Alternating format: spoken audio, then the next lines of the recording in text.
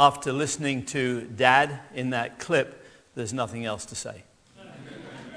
We're done. It's summarized, isn't it? That is God's word to us through his living word that's refreshing day in and day out. The reason why I wanted that clip this evening is because of one line he used: we are complete.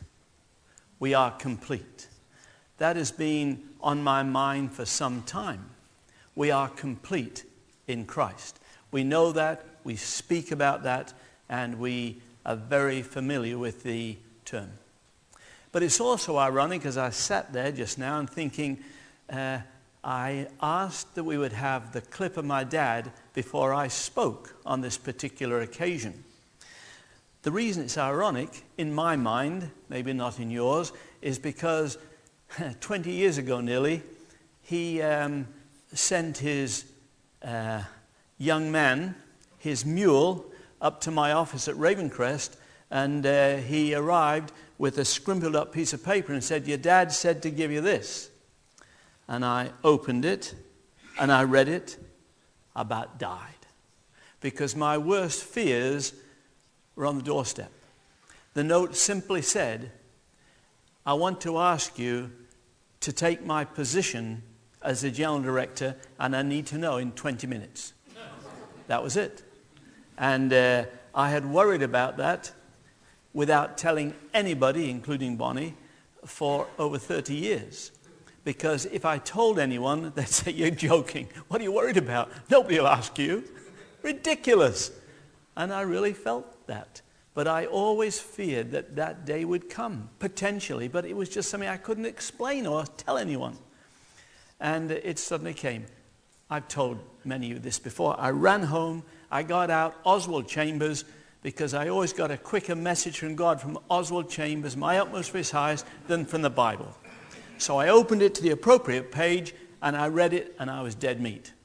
It was obvious that I should say yes. So I happily closed it, knowing that's cheating, and I got out my Bible, and I opened it at random, but I opened it making sure I was in the left-hand side of the Bible. Knowing that I couldn't get a message from the Old Testament, I opened it. I remember there was a new paragraph on the right-hand side of that where I opened it. I don't know what book it was. I have no idea what chapter. And I read 3 verses. And I was smitten with a deep, deep fear that I should go and say yes. I tried to keep my dad waiting, because I had to be angry at somebody. My dad, God, life in general, because it was my worst fear. I kept him waiting a few minutes, which was quite brave of me. And I went up to his office upstairs. I walked in the door, told him all the good reasons, and they were good, why I could not do this. And if you know my dad, many of you do, he sort of rocked back and laughed. He said, "Good." And you'll know this expression. He said, "You can't. God can. He never said you could. He always said he would. So just let him do it." I'd heard that spiritual phraseology before, and it was always to other people. Now it was eyeball to me. I was stuck. And so I goggle-eyed him, because he wasn't very interested in my excuses. And I happened to look down to the fax machine. This is nearly 20 years ago. And I saw a fairly boldly written fax to the torchbearer family, announcing that I was going to be the next general director. I said, "Dad, what's this?" He just smiled. I said, "Have you sent it?" He didn't say anything. I didn't know whether to get mad or be glad, but I knew that I was having an issue with God and not him. And so, with great fear, I said, "Okay, yes." And I assure you, it wasn't something I cherished. Now, maybe there was a secret place in my soul that had an attraction to the position. I'm not even sure, but the fear of it overwhelmed that significantly. And he left the office that day. And he came back, I think, twice after that. Didn't tell me anything in those big piles of papers. Didn't tell me the skeletons in the closets. He didn't tell me the issues at centers. All he said, I tell you this, really is a bit humorous, he said, whenever you go to Holsby Run, take your checkbook with you. Praise God and praise the staff there. That isn't necessary anymore because John has led Holsby into a place of wonderful blessing. And of course that's been true of other places too. But you see, one of the big issues was I feared I had to be like my dad. And I knew I could not be. And you know that too. But I felt I had to be, to fulfill his mantle and responsibility. I felt very much like David when Saul put upon him his armor, his shield, and his sword, and David was swamped. He couldn't function with that stuff. It was the best in the land. It was the best metal, the sharpest sword, but he couldn't carry it. He couldn't live within that great armor.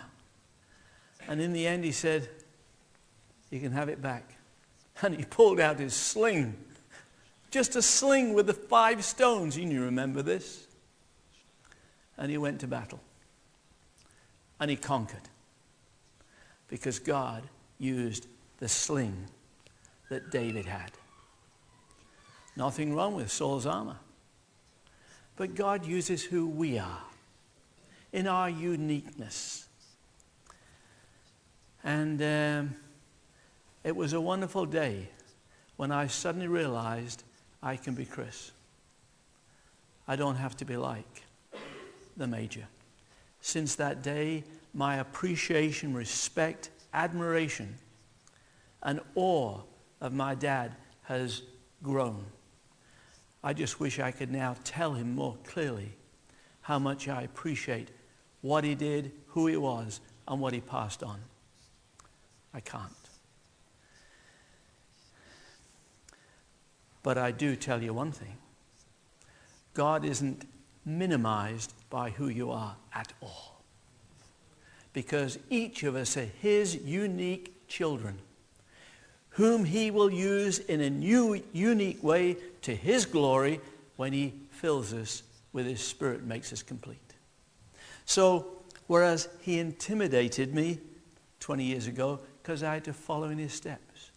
And it's rather ironic that on this maybe last occasion of this position, I get to be able to talk to you. And I had, Dad, would you introduce me?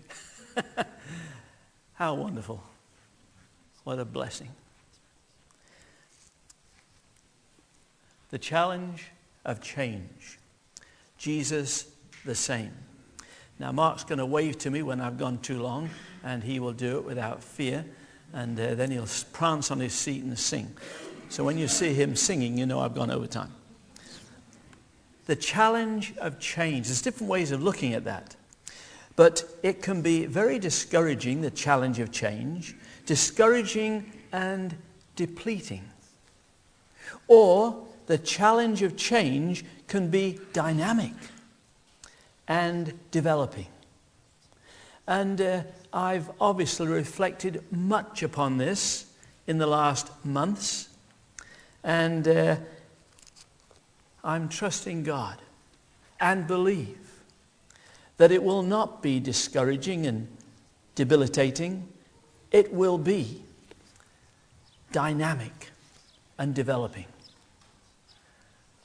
What a wonderful privilege to have first enjoyed the appetizers of life. And I enjoyed a wonderful course of appetizers. Because I remember running around the croquet lawn, just as the kids are now, Mark, Pete and I, riding our bikes down the slopes across the croquet lawn, and Dad opening his window in the study, boys! Yep, and making noises like that when the meeting's going on. We had our appetizers, introducing us individually to the main menu. And for Mark and I, in measure, the main menu's been enjoyed. And boy, what a menu. It's been a wonderful menu. I didn't expect it to be a menu like that. Dad ordered it. But it was good. It's been good. And I am a very, very grateful and blessed man. Now, of course, what comes after the main menu? Bonnie? The dessert. Bonnie fears it's not going to come for a while. But the dessert. So what other way is there to look at it? The dessert. And so, to the dessert, we move on. Now, I want to talk a little bit about the challenge of change this evening, as I've reflected on it. Change is real and necessary. For salvation, we must change our mind, repent, and agree that God's way is better than our way. You remember a day like that? For spiritual maturity, we allow the Holy Spirit to change us. As it's written, do not be conformed to this world, but be changed, transformed by the renewing of your mind, so that you may prove what is that good and acceptable and perfect will of God. The challenge of change gave us the opportunity to be born again. The challenge of ongoing change offers us the ongoing challenge to mature and become strong, alive, refreshed, encouraged, changed in Him. Life for all of us, to one degree or another, is a relentless sea of change. The changing world, politically, changing people, socially, changing bodies, physically, changing circumstances, experientially. We are bombarded with change at ever increasing rates and intensities. And we either look at it as being discouraging and debilitating, or we look at it as being an exciting opportunity for development and adventure. What is the option? There is no option. We must look ahead. And I say we, knowing that we're not all in that moment of time, but we are in different ways in life. All sorts of changes. Just getting married. Just having a child. Just discovering I'm pregnant again. All sorts of things. Or the kitchen staff are leaving. Or someone's missing. All sorts of things that we're faced with in this challenge of change. Now, as we face the challenge of change, I want to make something clear that I believe is true, and I need to embrace this. Jesus meets this challenge of change that we all face by giving us His life. His life in us is designed to meet the challenge of change. That's why He gave us His life, so that our lives might be dynamically impacted by the opportunities of change. And it's a divine miracle. I can't explain it to you. John Poisty said to me at lunch, Chris, I've been thinking, what really happens when Jesus comes into our life? I know some spiritual cliched answers to that. But what really happens? And what brought it about in his thinking was someone who is a fine, outstanding, committed believer in old age can very possibly, and it happens many times, get dementia, losing their mind, and in the last days of their life speak language that would never have passed their lips for 50 years, 60 years. The things they say, vile, crude, vulgar. Where'd that come from? In other words, as John shared with me today, what really happens when in that state has God undone what he did? Interesting, isn't it? So I determined to ponder it, and I will. But the issue is, it is a divine miracle that we cannot explain. Christ comes to live in us, so that in us, he, through us, faces the challenges of change and the challenges of opportunity, whether exciting or whether difficult. And if you're not facing the challenge of change today, wait till tomorrow. You will face it. We all face it, whether it be in our world or people, bodies or circumstances. Now, how does he go about making and facing this challenge of change? I want to suggest there are 3 ways that he does it. First of all, convincingly, to reveal the power of Christ. Secondly, he does it creatively to reveal the presence of Christ. And thirdly, he does it incarnationally to reveal the person of Christ. First of all, he does it convincingly to reveal the power of Christ. How does he do it in a convincing way to reveal the power of Christ?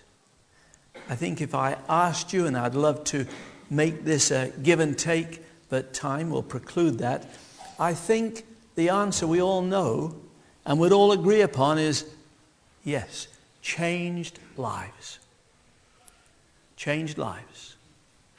In other words, we all are in the business and the privilege of working with people whose lives are being progressively and gloriously changed. And that is a testimony to us of the power of God. Students go home. Parents say, wow, what did you do? My kids changed. What happened? And we could say, it's the power of Jesus. The power of Christ. Now that may not mean very much to them, but it is actually the right answer. I think of Paul prior to Pentecost. How would you describe Paul's character prior to Pentecost? I want to suggest terrorist. Yeah, Paul was a terrorist. What about Peter? I want to refer to him as an emotionalist. Oh man, he would have been fun to have around. He would have done anything at any time to entertain us or get us in trouble. He just spontaneously did things that you wouldn't do in your right mind. He was an emotionalist. What about James? The one who's referred to, I think wrongly, as the half-brother of Jesus. How would you describe him? He was an atheist. At best, agnostic. What about John? I would suggest that you'd see him as a fanaticist. Oh, he was fanatical, all right.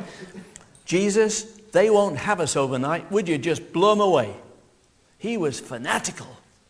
So these 4 men, Paul, Peter, James, and John, the terrorist, the emotionalist, the atheist, the fanaticist, would you put them together and say, would you come and speak at our Christian Life Conference?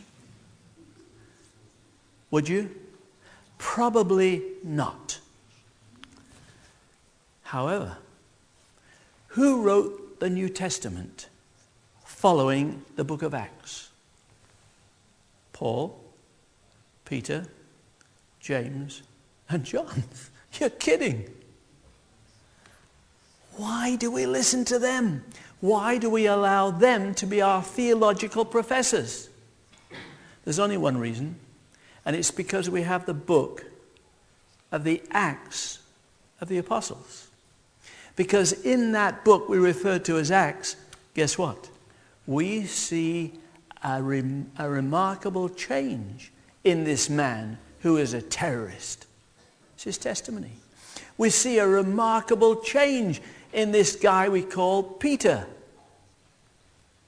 And we see a remarkable change in the man we call James and the man we call John, to the point where we all look to those four men in our scriptures to teach us, to guide us, to encourage us, to lead us to the same answer they found that dramatically changed them.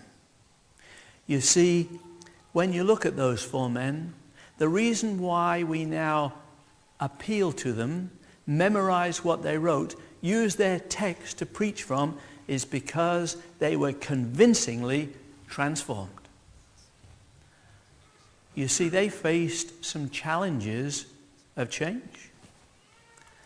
And God met those challenges in them and through them, and they were convincingly changed.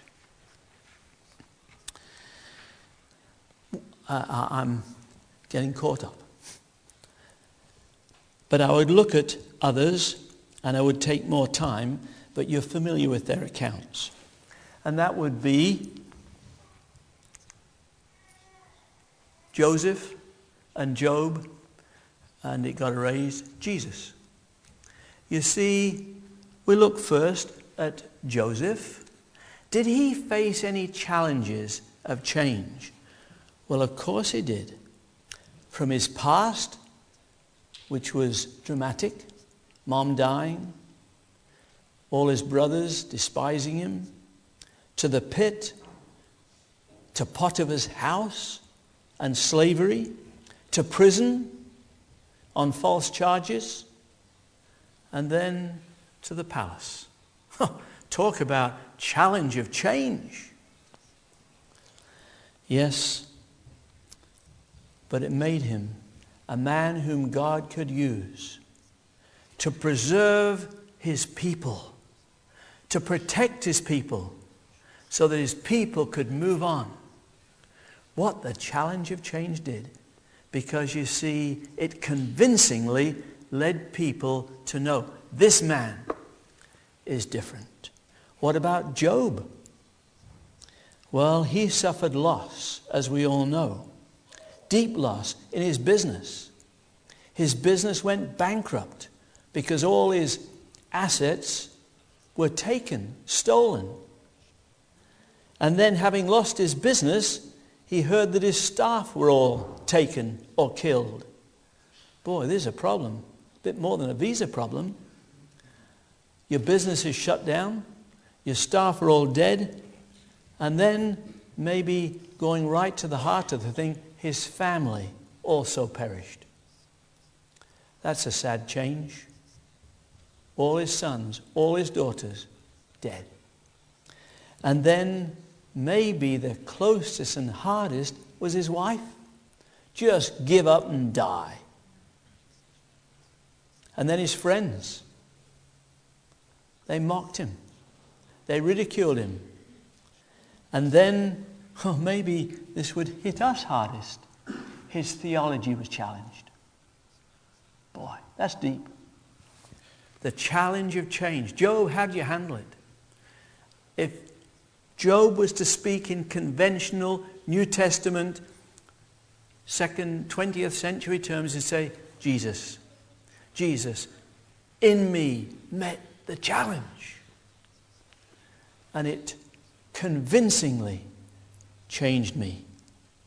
And so, in Job, familiar passage to us, we read in Job chapter 19, verse 25, I know, after all this has happened, I know that my Redeemer lives, and that in the end he will stand upon the earth, and after my skin has been destroyed, yet in my flesh I will see God. I myself will see him, and my own eyes, not another. How my heart yearns within me to see him. Wow. And then in Job chapter 42, again a very familiar verse. My ears had heard of you, but now my eyes have seen you. Wow. I am convinced. I am a transformed man, because in the challenge of change, you in me met the crisis of my days. And so the Lord blessed the latter part of Job's life more than the first. And it recounts for us the incredible blessing he enjoyed in the latter portion of his life. The challenge of change. In all that challenge, he, the living God, remains the same. I'm trying to keep an eye on the clock. But I had an interesting experience just 4 or 5 weeks ago. Bonnie and I were visiting Ben. He has a very good friend that he shared with me, John Collins, and he initiated a thing called the Bible Project. If you haven't seen what is done in the Bible Project, you need to get online, the Bible Project. It's remarkably helpful. And I went to his studio when I was with Ben, and Ben was there, and he said, have you ever experienced virtual reality? I said, I think so. I've worn glasses in a movie, and I was in an amusement museum, and you could sit in a car and drive, and yeah, I think so. He said, try this. And Ben and he took me into a room. I put a headgear on, and had 1 or 2 experiences, and then he said, try this one. And I put everything on, and I had 2 monitors, looked like guns in my hand, and I was told either by them or whatever it was, because all I saw was a skyscraper in a great big city. And I was able to push a button in the elevator, 104th floor, and I walked in, and I can't explain to you, it was so real. I was there and felt it all. Up we went, 104th floor. I walked out, and it was obviously a 5-star hotel, beautiful lounge, leather seating, and then there was a door out to the balcony, or I thought it was the balcony. I opened the door to the balcony, and oh my word, there wasn't a balcony, there was like a diving board. And then 104th floor, tops of skyscrapers. And I don't know who told me, maybe it was Ben, Dad, just walk out. You must be joking. And I can't explain it to you, but I couldn't walk out. They urged me. I shuffled just half an inch at a time. It was scary. I thought I was going to fall. I was 104 floors up with streets below. And I'm sure it was Ben said, Dad, look down. I said, I can't. And I can't explain. I could not look down. I would have got dizzy. I would have fallen over. And then I was encouraged to use the other monitor and take off. Whoop, and I took off. And I flew into the hills, top of a mountain, came back down, came flying through the skyscrapers above the streets. Some of you experienced it. This was mind-blowing to me. It does something to your head. It is virtual reality. And I landed. And I got out. And guess where I was? Same spot on the floor.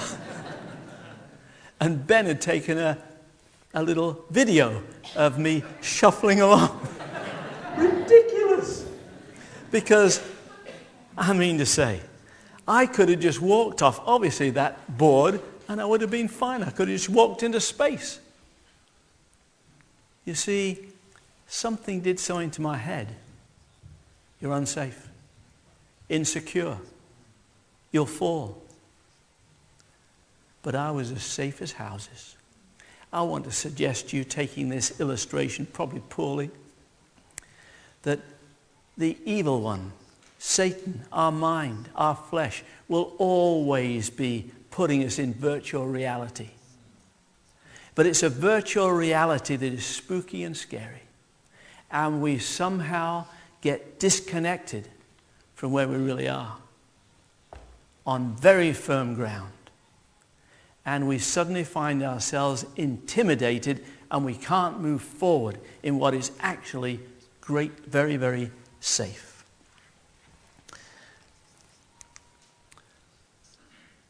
He does it not only convincingly, but he does it, this transformation, when we allow him in us to face the challenge of change. He does it creatively to reveal the presence of Christ, so that we demonstrate, to our own surprise, what we only know because people tell us, unique lives. And many people behind your back may well say, they may use another term, unique. Something very special. I don't understand it. Unique lives. You see, his creativity never contradicts his character. And he is always creative, because he's always the same. He always has been creative. He is still creative, and he will continue to be creative. And his creativity never contradicts his character, his diversity. And you can't get to the end of his diversity. But his diversity never destroys his unity. His love, that deep love that goes beyond our capacity to love, never violates his heart. And his ways, manifold ways, ways that surprise us, never deviate from his will.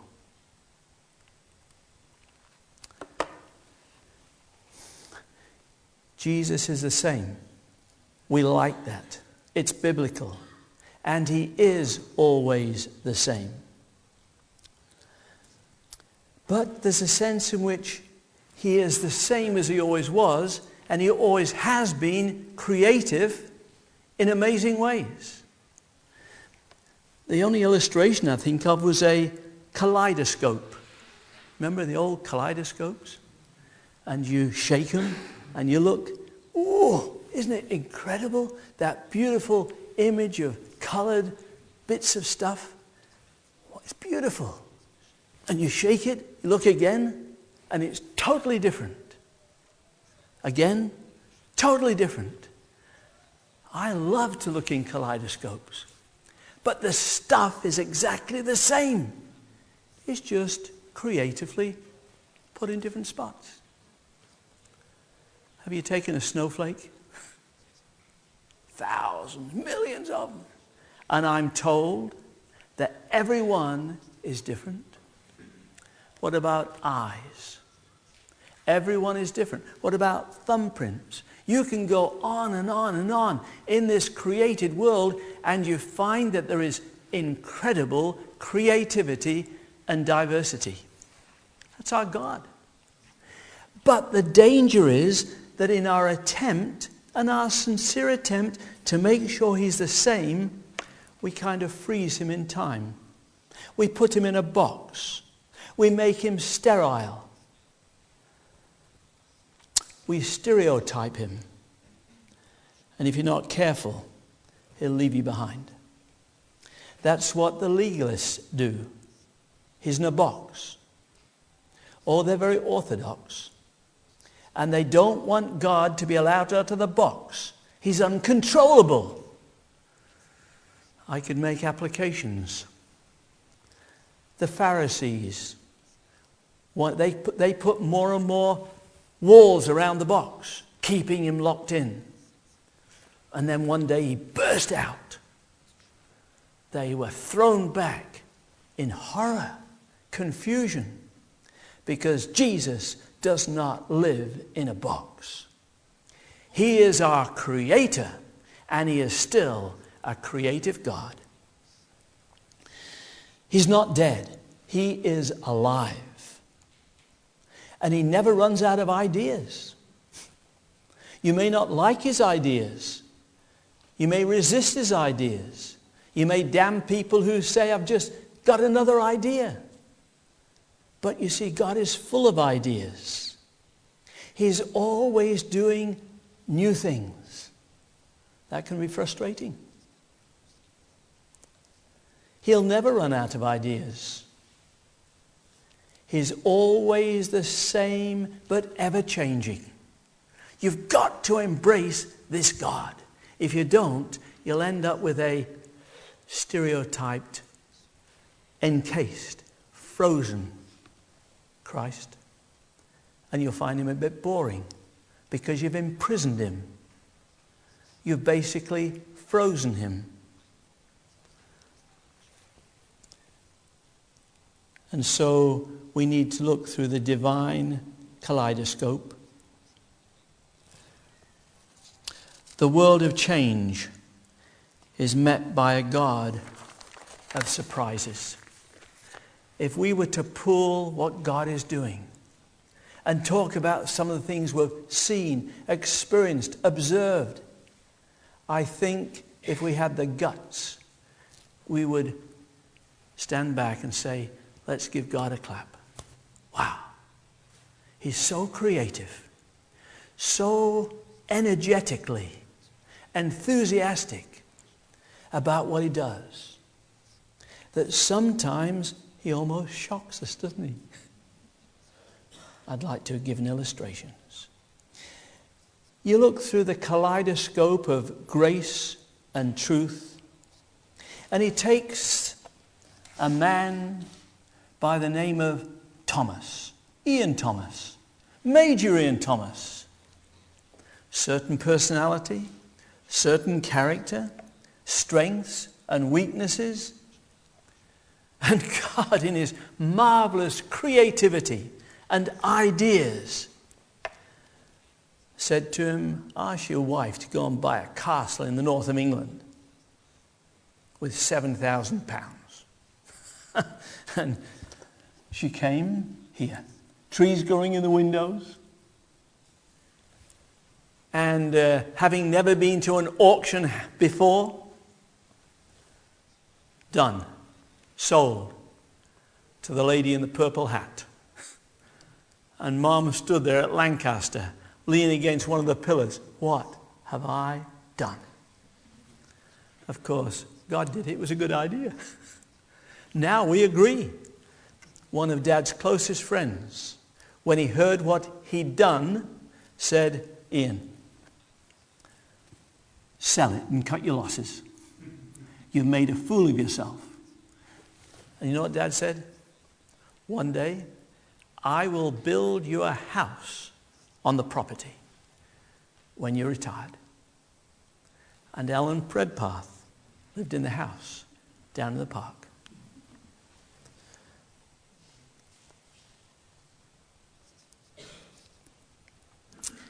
And so he took a Major Thomas. And we're here. What an idea. How creative.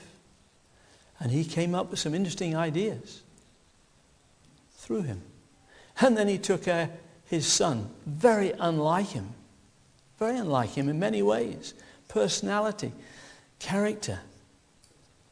Just as David couldn't use Saul's armor, Saul couldn't use David's sling. Works both ways. And just as Dad could speak to the crowds and mesmerize people, I can't. But he can't sit in a coffee shop and schmooze and waste time just talking about stuff.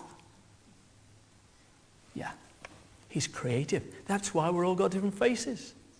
That's why we're all here. Unique.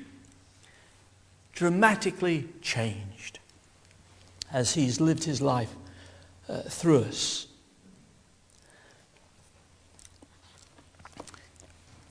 So he does it, thirdly, incarnationally. This is where I'm really excited about. He does it through us incarnationally to reveal the person of Christ. Christ uniquely through you and through me. You see, the life he lived, one of my dad's spiels, the life he lived qualified him to die the death he died. No one else qualified. But the life he, Jesus, lived qualified him to die the death he died. And the death he died qualifies you and me to live.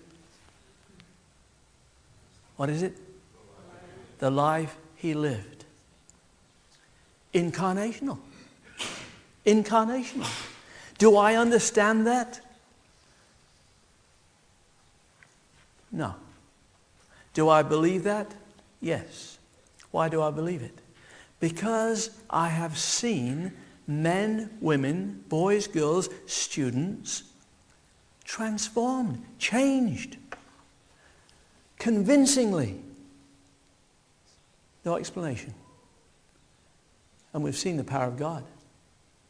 Secondly, because I've seen people changed and seen the presence of God in their lives, and nobody would have expected it. Well, he now incarnationally reveals the person of Christ in us and through us. That's why Jesus, of course, as you all know, when Philip said, "When are you going to show us the Father? You talk about him an awful lot, would like to meet him." And Jesus, you know, said, "Hey, Philip, how long have I've been with you and you don't get it yet? When you've seen me, meaning, behaving, thinking, speaking, attitude, when you've seen me, you've seen my Father." Visibly? No. Not as God, the invisible God, but in all that God is, in character and person and creativity and ideas and miracles. Why do we limit God? You see, when people see us, they should see the living, risen, dynamic, creative, full of ideas God in Jesus. That's what it's all about. 1 Timothy 6, 17 to 19 really. Put your hope in God, who richly provides us with everything for our enjoyment. Really? For our enjoyment. So that we may take hold of life that is truly life. What a great verse. I would scare some people by pushing this. They would probably be a bit intimidated by my comment. But I'm afraid I have to stick with it. Even if I don't always show it and live it. I believe it. You see, it's obvious then that life is to be enjoyed. Put your hope in God, who richly provides you everything for your enjoyment, so that you may take hold of the life that is truly life. I call it, for myself, an adventure. Life is to be enjoyed. Why? Because it's his life. Did he enjoy his life? We won't debate that. Luke 5:52, and Jesus grew in wisdom and stature and in favor with God and men. In other words, he was really liked. People got on with him. He was part of the group. There's so much we could mesmerize over. What it boils down to is this. When Jesus, in this divine miracle, comes to live in us, can't explain it. When he comes to live in us, he completes us. That's what excites me. Jesus completes us. We could almost say we're made into new creations, new creatures. We are made complete in him. I was in, gotta tell you this. I've already got the wink. But I was in Tauernhof just a few weeks ago, and they had Special Olympics. And no, it was in March. And I thought, oh, what a nuisance. Special Olympics, that means they're going to be falling all over the slopes, and we won't get clean shots down the mountain. Because I thought Special Olympics was the same as Paralympics. But I was wrong. I was educated. Special Olympics are not Paralympics. Special Olympics are for those who are mentally got issues. Cerebral palsy. And there were 104 countries represented. Oodles of them round town. Parents, all excited. Filled the city, the town. And I walked downtown, and I saw these young people who were clearly had issues, needed a guardian, hugging people. They were so alive, so excited. You may think I'm overstating it, but I almost wanted to cry. And every day they had a medal ceremony. Not just 3, usually 5. And they'd come up, and the 5 of them were there, or one time it was 7. And of course there has to be a guardian with each of them. And one day, the guy that had the gold, and you should see their smiles, cracked their faces. And he was there with his gold. And everyone was clapping. But he was looking at the guy with the silver. He was disturbed. And I didn't know what he said, but apparently he said, would you trade? I've got 2 of these, but I don't have one of those. Incredible. Naive beauty. And I have to tell you, I wanted to cry. Because I know this is not the context, but I felt those people are complete. They had full of joy, embrace, and competition, silver, gold, bronze, who cares? I am completely full of joy. Jesus completes us. I'm drawn to complete people. I hope you can understand what I'm saying. I'm drawn to complete people. Now, when you're drawn to complete people, or especially when you become a complete person, you tend, I think, to be drawn to incomplete people. It's almost a paradox, isn't it? In other words, you're so excited about what God has done, the joy in your heart, and you see people who are not complete, and you want to go and put your arm around them and say, let's talk and have coffee. I'm drawn to complete people. I want to have what they've got. I want to be like them. And so I made a list. I'm not going to read it to you other than the first 4 on the list. The first that came to my mind, this is Chris Thomas, not you, was Stuart Briscoe. Many of you know him, so that's why I use. But Stuart was, yes, to me he was a complete person as a teenager here.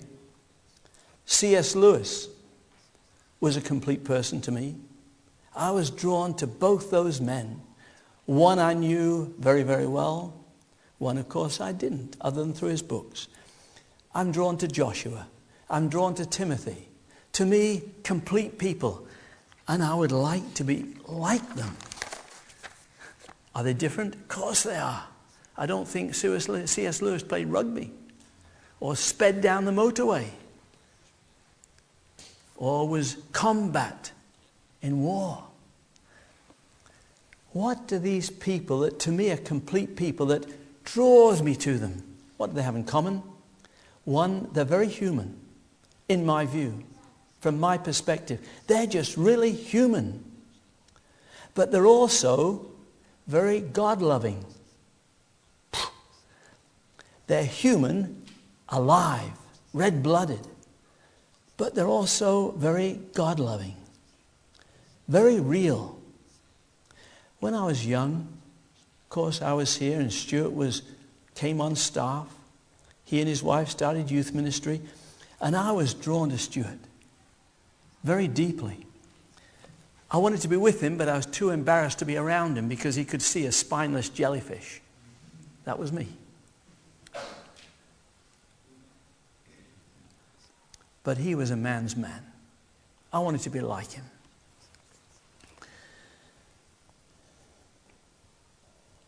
But I couldn't understand how he could be so attractive, how I could be so drawn to him when this contradiction in terms was his reality. Yes, he was a real man, but he also knew his Bible back to front and was very, to say spiritual isn't the right word. He loved God without apology. And they seemed to me to be a contradiction in terms. I was fascinated. It was always compelling to me. I remember it clearly. So I thought to myself, well, yes, I want to be with Stuart. Never thought I would be. Never thought he'd be interested. When Bonnie and I got married, big wedding, South Carolina, Stuart and Jill were almost one of the first in the line, passing us by as we hugged and everything else. And Stuart said, Chris, what are you going to do now? I said, Stuart, I've got a ticket for us to go back to England. But I'm not sure if that's what I really want to do, back to Cape Mary. He said, well, why don't you come to Elmbrook and join our staff? I didn't want to be a pastor. It was just one step better than a missionary. And he said, join the church staff. Phew. I would not have been drawn to that. But I can't even explain to you. When he said that, I could have jumped over the moon. To be with Stuart, this man he was complete. I was not complete. I knew it. My identity, my significance, I wanted to be like him. And I wanted to say, yes. And then actually, I was smart enough to realize I've got a wife. For all of about 5 minutes. And I thought, I need to ask Bonnie. And so I ultimately did when there's the first opportunity. And at that point, she would have walked across the ocean because she didn't know the truth about me then. And so she said, okay. So we meandered on our honeymoon, which wasn't so honey. And we arrived in Milwaukee. And Stuart welcomed us like we were his long-lost friends. I couldn't believe it. Invited us to live in his home, which was great for me. It was English, terrible for Bonnie. Yes. And I was just over the moon. And I want to tell you this because it's significant to me, and I hope it might be to one or two of you.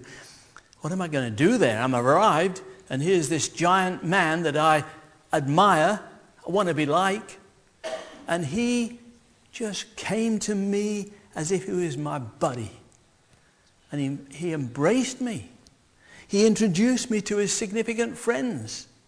I was a bit embarrassed, but kind of wowee. I could have said, I wouldn't have said it, I think he likes me. He really, yes, he embraced me without embarrassment. I would have been embarrassed to be him to introduce me. And then he said, Chris, what I want you to do is start a singles ministry. That's people who are out of college, but they're still single because they're still single, or because they're divorced, or because they're gay, or whatever. A category I never had thought about. I want you to start a ministry to them. Well, that was interesting. We just got married. Now we're going to work with singles. For me, it was good. I can be a single again. For Bonnie, it was desperate. She didn't want to be a single again.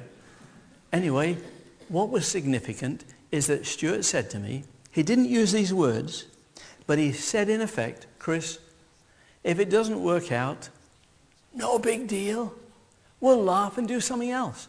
What he really said to my soul was, Chris, you can fail. You can fail. It's okay. You don't know how dramatically impacting that was to me. Chris, you can fail. I'd never heard that before, especially in the Christian arena. Now, I was okay running over the river down there and playing soccer, but not in the Christian arena. Chris, you can fail. Did Stuart want me to fail? No. He wanted me to have the freedom to succeed without being intimidated by the fear of failure. It's okay. Go for it, Chris. And he really gave me the freedom to fail, so he gave me the freedom to succeed. I find so many people do not have the freedom to fail, so they don't attempt anything. You don't attempt because you fear. That's true probably for everyone in this room in some area of life. That which you wished you'd done, you couldn't at the time because you might have failed in the eyes of people around you, your buddies. And so you didn't go there. And then that window of opportunity is gone. And so you can't learn to play that. You can't do this. You can't, because in that window of opportunity, you feared trying because you might fail and disappoint someone. I thank Stuart personally for that more than once because it set me free. And in many ways, changed my identity. And I've wanted to live in the reality of that ever since and try and let other people know too. Not because I want people to fail. I want them to feel free and not be intimidated. You see, our God is creative. And we're all unique. And he wants to use us. So, I'm nearly done. Who was the most complete person? I thought to myself, Jesus said the greatest man born of a woman was John the Baptist. We'll leave it there. I said, Jesus, you're wrong. Jesus, you were the greatest person ever born. And I believe he was. And Jesus was what? Fully human. Very attractive. There's been no man like him. I don't know how you perceive Jesus, the teenager, Jesus, the 10-year-old. Would he have been on the lawn, running up and down the banks? Would he have been out there sliding down the hill in the soap? Yes, of course he would. Just like my boys. Yeah. He was human, fully human. And he grew in favor with the buddies around him. But he was also, and we all know it, he was fully divine. He had his human side, and he had his human side. And does that mean he had a balanced life? No. That would be hypocritical. He's got this side, the dark side, and the light side, so it's kind of balanced. No. That's hypocritical. That's being two-sided. No, he was integrated. He was fully human. Red-blooded human. The most human man that's ever lived. But he was also God-loving. Without apology. Without embarrassment. And the two merged together and were fully integrated. He was complete. His human side, I would suggest to you, was guided by his divine side. And his divine side was humanized by his human side. His spiritual commitment was monitored by his human expression. He is complete. Guess what? That complete man lives in us. Therefore, we are complete in Christ. Very human, real, no pretense, no shame, confident, fun, enthusiastic, relational, hung out with publicans and sinners. He was very God-loving, transparent, unashamed, committed, free, respectful, honest, humble, accepting, loved his Father without any reservation, courageous. He lived life with a capital L. Did that mean it was fun? No, that's not the point. It was life as God intended to be lived in a world of challenging changes. There are those who say, I like to be with non-Christians best. I like to just be with non-Christians. That to me is very sad. Because if you only want to be with non-Christians, I hear it often, I've said it myself, then you don't know what a real Christian's like. You got a stereotype of a Christian. You're not attracted to a Christian because you have a stereotype. It isn't a box. You meet Jesus and you say, wow, I didn't know Christians could be like that. I want to hang out with him. I wish we'd go camping together. And then there are those that would say, I only like being with Christians. Just Christians. That's sad too, isn't it? Something's wrong. Because they have a wrong view of humanity. I haven't got time to explore this, but if I'm to be a complete person as he was, it doesn't matter where you are, who you're with. Because as he did, he drew all men to him. And we will too. And I've been drawn to people whom I consider to be complete people. Because Jesus is dynamic man. Is fully on. What is torchbearers? I want to suggest to you that torchbearers is a community of complete people. And when a torchbearer center, a torchbearer staff are complete, the world's the limit. People come and they say, what is it that goes on there? I wish I was like that. I wish I could, but I can't. You can. You need the indwelling Lord Jesus, who in you will face the challenges of changing times and create in you a convincing testimony of his power, his presence, and his person. And people coming through these doors into our dining room, into the lounge, on the playing field will say, I can't explain it, but there's something about that place. I don't know how to put it. I would put words in the mouth. You met complete people. You met complete people. I want to be a complete person. I do. It's an ongoing process, isn't it? I mustn't lock God up in a stereotype frozen box. Otherwise, it's boring. Let him out. In us, through us, with all his ideas. We get some shocks. But God is then at work. Torchbearers is God alive through us to the glory of God, so that people see the authentic living Christ. And it doesn't just take a Saul, it's a David too, a Job, a Chris, a Mark, a Bill, a Dave, a Christian, you and me, because he's so creative. He's given us all a different look, different thumbtacks, and they're all good in his hands. Isn't that fun? I don't know how you resonate with it, but that excites me. And let's let him be who he wants to be in us as a fellowship, as families, as communities, as parties, as centers, as friends, to the glory of our great God. Amen.